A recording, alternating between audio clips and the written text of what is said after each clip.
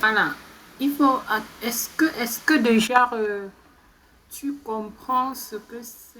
Bon, tu connais déjà ce que c'est une machine virtuelle, mais il y a d'autres éléments qui entrent en jeu ici. Parce que quand on parle de machine virtuelle, il y a plusieurs catégories. Même hier, quand tu essayais de créer une machine virtuelle, tu as vu qu'il y avait d'autres ici en bas.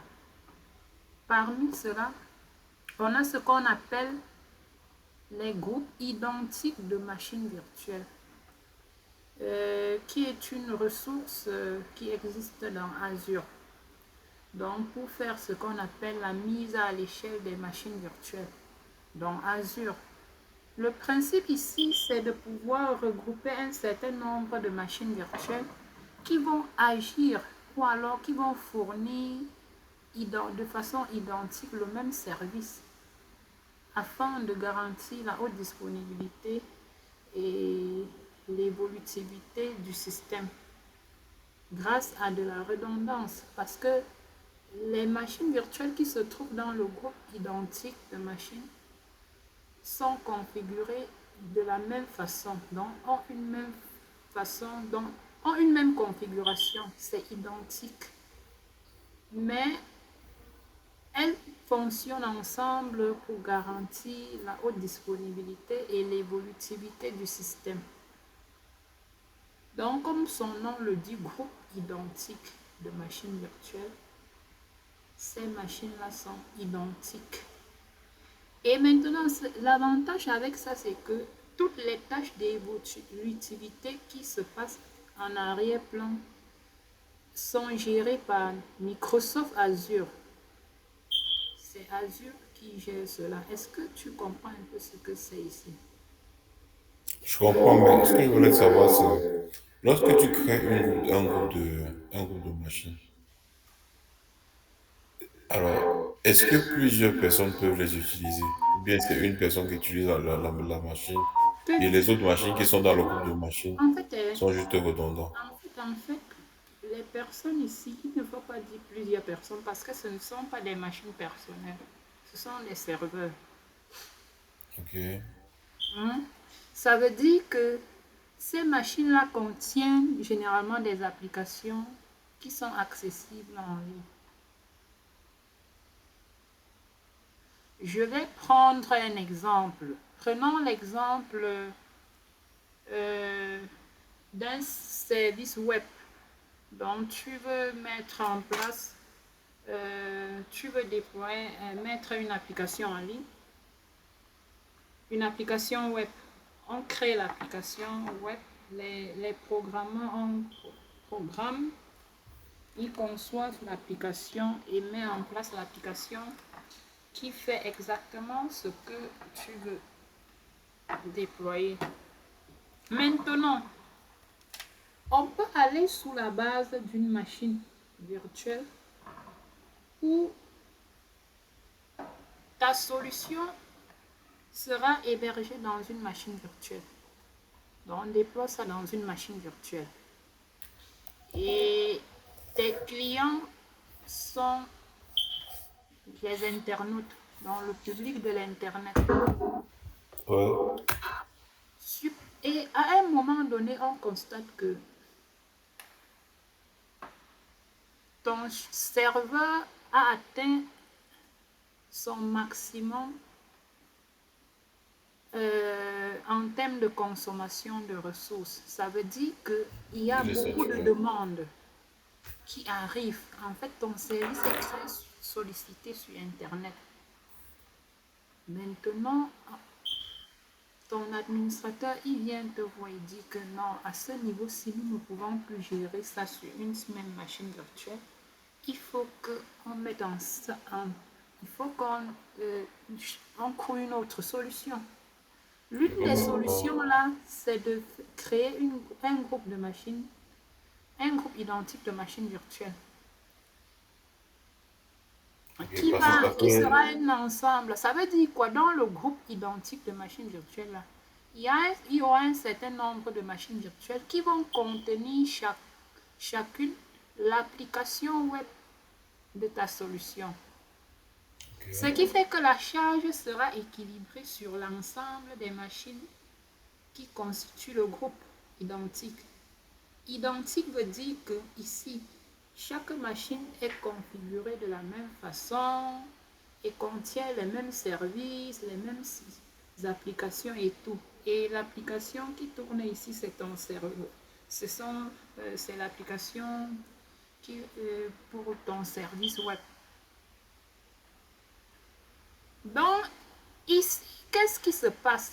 Ça veut dire quoi? Dans la configuration, ici, qu'est-ce qu'on va dire? Nous pouvons aller du genre, supposons qu'après euh,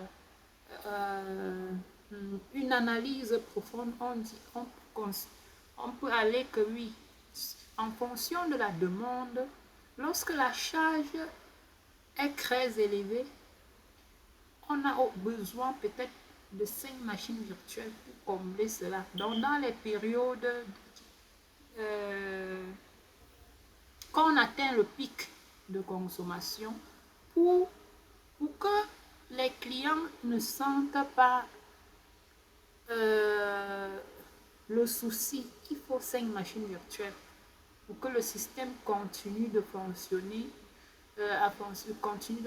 normalement sans souci. On dit, ok, dans mon groupe identique de machines virtuelles que je vais déployer, j'aurai au maximum 5 machines virtuelles. Or, comme tout le service Internet, il y a des périodes de chute. On dit, ok, lorsque ça chute, nous pouvons chuter jusqu'à une machine. Donc, au minimum, le groupe, une machine. Quand tout est quand on atteint, pas normal, quand on atteint les seuils minimales, donc on a une machine. Au fur et à mesure que la charge augmente, le système augmente le nombre de machines dans le groupe et que le système peut augmenter jusqu'à 5 machines virtuelles. En fait, l'augmentation là, ça s'appelle la scalabilité parce que le système, on est là face à un système qui évolue en fonction selon les besoins. Donc, on va mettre en place une configuration qui dit par exemple que lorsque la machine, si les ressources ou la RAM ou le processeur sont consommés à 75%, ça c'est un exemple, à 75%. Si après 10 minutes, par exemple, cette consommation reste à 75%, augmente une nouvelle machine virtuelle dans le groupe. La nouvelle machine là va arriver si, lorsque la nouvelle machine là va atteindre aussi 75, on va augmenter et que le système ne peut augmenter jusqu'au maximum 5 machines virtuelles. Parce qu'après analyse, on a constaté que ton système, lorsque on a le pic maximal avec 5 machines virtuelles, tout va bien. On ne sent pas la lourdeur du système et tout va bien. Je ne sais pas si tu comprends jusqu'à maintenant. Oui, je comprends le modèle En fait, c'est ça. de groupe de machines et l'importance des groupes de machines. C'est un peu Maintenant, ça. c'est une configuration que tu fais de manière à ce que le système te crée les groupes de machines automatiquement. C'est Et automatique. c'est à toi de contrôler. C'est toi qui configures et le système Microsoft Azure gère tout Il le rédige la configuration. tout tout ce que je suis en train d'expliquer là sont gérés par Azure. Il va répliquer chaque configuration sur chaque machine Oui, qui va il être réplique. Ce n'est pas que tu vas créer les machines là plusieurs fois. Tu crées le groupe et la réplication et la scalabilité, c'est-à-dire l'évolutivité. Le fait que le système augmente et diminue, c'est-à-dire l'augmentation des instances de machines du groupe et la diminution se fait par Microsoft, mais on tient compte de la configuration que tu as implémentée parce que c'est toi l'administrateur qui dit que ok, voici comment le système va augmenter la machine virtuelle et voilà comment on va diminuer. Donc, ce n'est pas Ce n'est Ce n'est pas, pas manuel en fait. c'est C'est pas pas manuel. manuel. C'est pas manuel. C'est une machine très puissante. Et c'est un peu ça, c'est ça. Ok. On dit ça. Donc l'évolutivité, c'est là que tu as décrit à peu près la scalabilité. En fait, La scalabilité, c'est en fait, la scalabilité signifie évolutivité. Pourquoi la scalabilité en français, généralement, ça n'existe pas. C'est que ça existe en anglais. En anglais, on appelle ça scalability. Mais on a tourné ça en français. En fait, scalability, c'est évolutivité en français. En anglais, l'adjectif, c'est scalable, qui veut dire évolutif. Donc, c'est un système qui évolue en fonction des besoins. d'accord. C'est pareil.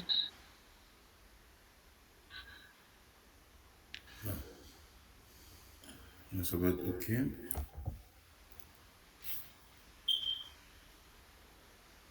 Alors, parce qu'ils ont aussi signalé ici là que avec les groupes identiques de machines virtuelles, vous pouvez créer des services à grande échelle pour des zones telles que les big data, telles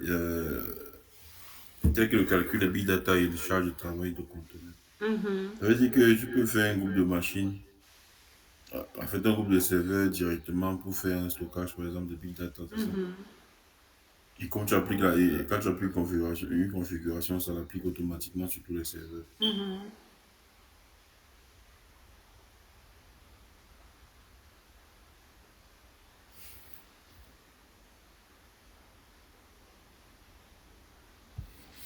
Groupe à haute disponibilité de machines virtuelles. Les groupes à haute disponibilité de machines virtuelles sont un autre outil permettant de créer un environnement plus... Oui. Ici, il faut aussi que j'explique la partie ci. C'est aussi une notion à comprendre. Ici, c'est un peu plus difficile à comprendre que le précédent. Donc, j'ai d'abord expliqué ce que c'est les groupes identiques de machines virtuelles. Maintenant, il y a aussi ce qu'on appelle groupes à haute disponibilité de machines virtuelles. Les groupes à haute disponibilité. Maintenant, ici, pourquoi Microsoft met en place ce système? Comme on a dit, haute disponibilité, c'est pour garantir la haute disponibilité. Et qui dit haute disponibilité suppose qu'on veut déjà un système qui sera résilient face aux pannes. C'est-à-dire, même s'il y a panne, il faut que nous ne perdons pas nos données comme ça facilement au niveau du data center. Ça, c'est vraiment un système qui est conçu pour assurer la haute disponibilité au niveau du centre de données. Comment est-ce que Microsoft fait? Microsoft fait ça en divisant le système, met en place deux éléments. Il y a deux éléments qui tiennent en jeu, deux paramètres qu'on appelle le domaine de mise à jour et les domaines d'erreur. Bon, et je vais expliquer chaque élément. Le domaine de mise à jour ici, c'est pourquoi le domaine de mise à jour? C'est que Microsoft sait que, oui, régulièrement dans ses data centers, on fait des mises à jour. Ok. Microsoft Azure ne veut pas que ces mises à jour impactent les clients. Tu vois, non? Ça veut dire quand Microsoft met à jour son système, il ne faut pas que ton site web qui tourne là-bas chez lui, ton application, ta ressource, euh, ta machine virtuelle, ou alors ton service, ton VPN gateway qui fonctionne chez lui, là, s'arrête parce que Microsoft est en train de mettre à jour son système. Donc, pour éviter cela, Microsoft divise son système en domaines de mise à jour. Donc, ça veut dire quoi?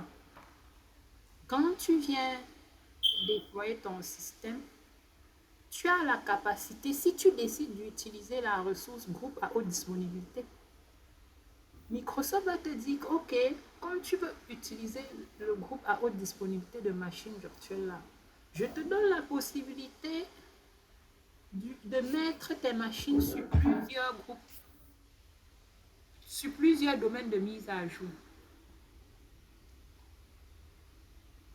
Ici, tu me Oui. dis, c'est quoi un domaine de mise à jour? Un domaine de mise à jour, c'est quoi? Euh, je vais prendre, par exemple, supposons que je vais prendre un cas un peu très simple avant d'aller globaliser dans le data center. Parce que nous, ici, on est en train de, chez Microsoft, ce qu'on fait, c'est la virtualisation de nos ressources. Mais je vais un peu revenir sur peut-être sur VMware ou VirtualBox.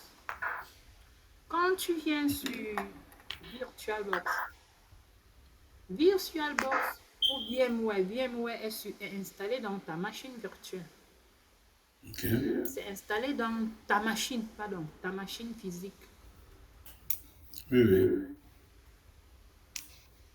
Si tu, s'il y a une mise à jour à effectuer sur ta machine physique là, on est d'accord que les machines virtuelles qui sont sur VMware ne vont plus fonctionner, n'est-ce pas?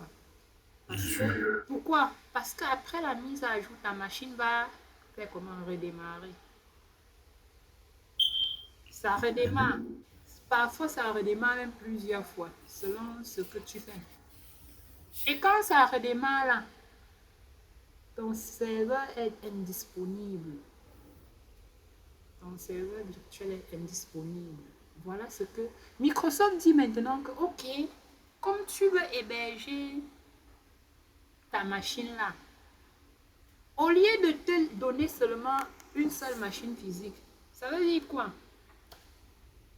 Si, si maintenant pour garantir la haute disponibilité, tu dis, OK, tu sais que souvent ta machine se met à jour, tu achètes encore 3 autres machines. Tu vois un peu, non? Tu installes la même solution dans les autres machines.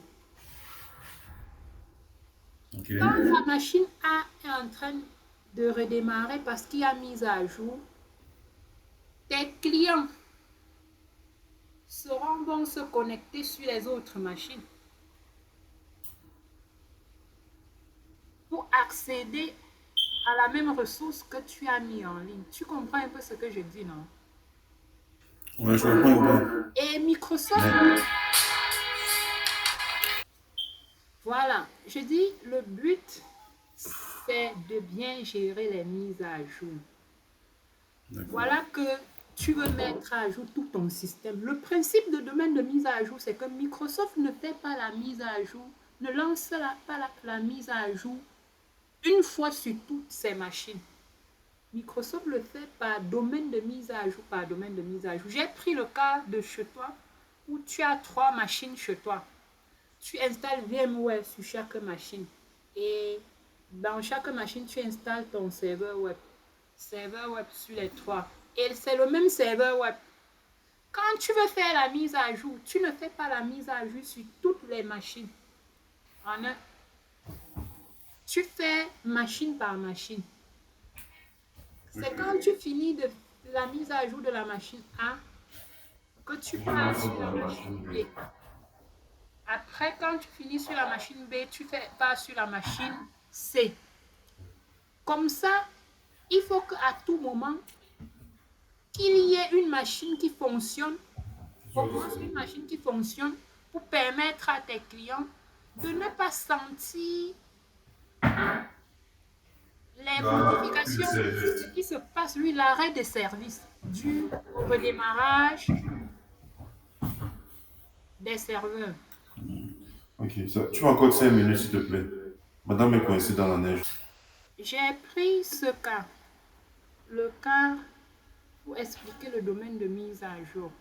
Maintenant, le but, c'est que lorsqu'il y a mise à jour, il fait le mise à jour, domaine de mise à jour par domaine de mise à jour. Dans le cas présent que j'ai pris, un domaine de mise à jour, c'est ma machine qui contient, c'est une machine qui contient Wow. l'hyperviseur où on a Ok. virtualisé le serveur web, par exemple. Donc, on a mis Ok. 3 domaines. Du coup, quand il y a mise à jour, je fais machine. Quand je finis sur la machine A, je vais sur la machine B. Et ensuite, la machine C. On ne fait pas ça partout au même moment. Non, sinon, il y aura une disponibilité du service. C'est Donc, maintenant, on dit que, mais quand on a fini avec la mise à jour de la première machine, ou alors du domaine de mise à jour, du premier domaine de mise à jour, d'un domaine de mise à jour quelconque, on attend, c'est après 30 minutes que Microsoft lance la mise à jour du prochain domaine de mise à jour. Ça veut dire que je finis la mise à jour de la machine A. Après 30 minutes, je passe sur la machine B. Après 30 minutes, je passe sur la machine C. Ainsi de suite. Et maintenant, revenons sur Azure. Qu'est-ce que Azure fait? Il y a au maximum 20 domaines de mise à jour. Lorsque tu vas créer un groupe à haute disponibilité de machines virtuelles, tu as droit à au plus 20 domaines de mise à jour. Ça, c'est vraiment la meilleure façon pour moi d'expliquer le domaine de mise à jour. Ça, c'est au niveau de Microsoft. C'est ce que Microsoft fait pour que les mises à jour de là-bas n'affectent pas tes ressources. Mais il faut quand même choisir cette ressource-là. Et il faut comprendre et choisir et proposer ça à l'entreprise. Maintenant, côté de cela, il y a ce qu'on appelle le domaine d'erreur. Le domaine d'erreur, il vient pallier aux pannes. C'est-à-dire, c'est la tolérance en panne aussi. Parce que si ton système est tolérant en panne, ça garantit aussi la haute disponibilité. Maintenant, qu'est-ce qui se passe? Pour le domaine d'erreur, c'est un peu différent. Mais puisque toutes les machines, là, les racks de serveurs se trouvent dans ce qu'on appelle dans un réseau. Et dans le réseau, il y a les équipements qui font la liaison, les switches, les routeurs. Maintenant, à côté de ça, il n'y a pas seulement les éléments du réseau. Il y a aussi de l'électricité, l'alimentation qui va avec le refroidissement et tout. Qu'est-ce qui se passe pour garantir ça? Microsoft ne veut pas que une panne qui survient au niveau d'un switch affecte toutes les machines, tout le système. Qu'est-ce que Microsoft Azure fait? Ce qu'ils font, c'est que on va mettre en place, on va créer des systèmes séparément. C'est-à-dire que on va mettre en place des racks. Des systèmes seront par rack. Et chaque rack va partager ce qu'on appelle les mêmes ressources physiques du réseau. C'est-à-dire, chaque rack va partager le même switch, le même système d'alimentation, le refroidissement et tout ce qui va avec. Le rack A est à part, partage ces mêmes ressources physiques, le rack B et le rack C. Ça veut dire quoi? Si un équipement réseau au niveau du rack A est en panne, ça n'affecte pas toutes les machines, les serveurs qui sont sur le rack de serveur là, le rack là. Est-ce que tu comprends? Ça veut dire que s'il y a un problème du courant électrique à ce niveau-là, ça ne va pas affecter les autres. donc, si un problème sur le rack C, par exemple, le rack A, B et D, tous les autres seront fonctionnels. Voilà. Ouais, c'est seulement, la panne sera seulement résolue. C'est un peu ça le domaine d'erreur. Le domaine d'erreur, c'est pour les pannes comme ça, réseau. Et il y a au maximum trois domaines d'erreur. Ça veut dire quoi? Quand tu vas vouloir dans l'avenir créer un groupe à haute disponibilité, on va te donner, on va te demander, tu veux combien de domaines de mise à jour? Tu spécifies. Sache que tu peux aller jusqu'à 20 pour les domaines de mise à jour. Mais les domaines d'erreur, c'est jusqu'à 3 au max. D'accord. Ça veut C'est dire que si tu veux créer un domaine de mise à jour, ça peut, un tu- groupe à haute disponibilité. mais tu veux créer, pardon, un groupe à haute disponibilité, excuse-moi. Le Mhm. domaine de mise à jour, tu peux demander deux ou trois domaines de mise à jour. Ça veut dire qu'ils Mhm. vont répartir les domaines, les différents domaines là entre les. Ça veut dire que physiquement, les Chaque machines domaine doit être dans un rack différent. dans un rang différent. Et les Et domaines maintenant, d'erreur, je oui. vais prendre un exemple. Prenons un exemple. Supposons que tu as demandé 10 domaines de mise à jour. Supposons 10. Et 3 domaines d'erreur. Repartis-moi ça. Alors, par exemple, 10 domaines de mise à jour, Et 3 ça veut domaines dire, d'erreur. et trois domaines d'erreur. Ça veut dire déjà, le domaine de mise à jour, ça veut dire qu'on va mettre, on aura pratiquement, si c'est pour une application web, on va avoir à peu près dix machines, 10 serveurs, 10 machines qui vont jouer le rôle Oui, de oui, serveur, 10 machines, supposons ça. Mhm. 10 machines serveurs qui vont être réparties sur plusieurs, qui vont être réparties, n'est-ce pas? Sur De manière à ce 3, que, sur 3 domaines. qui vont être répartis sur trois domaines d'erreur. Bon, sur trois domaines d'erreur, ça veut dire que, qui vont être répartis sur trois racks, par Oui, exemple. 3 racks. Et par rack, il y aura combien de serveurs? Par rack, il y aura des racks avec trois serveurs et deux racks avec trois serveurs et un rack avec quatre serveurs. Voilà, c'est bon. C'est un peu ça. C'est un peu ça. Et maintenant, et maintenant, et tu vas aussi t'assurer que dans le rack, oui, oui, et dans chaque rack, chaque serveur sera dans son domaine de mise à jour distinct. Ça va, ok. C'est un peu ça. Voilà une configuration qui va avec. Un peu l'exemple qu'on a mis en sur pied. C'est comme ça que ça se passe. Et là, il signale que qu'il n'y a pas de coût supplémentaire pour ça. Mhm.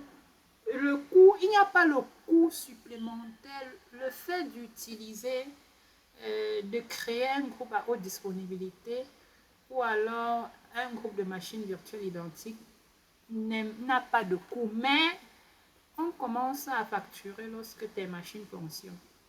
Paiement à l'utilisation, le cloud. Mhm. Voilà. Exemple de cas d'utilisation de machines virtuelles.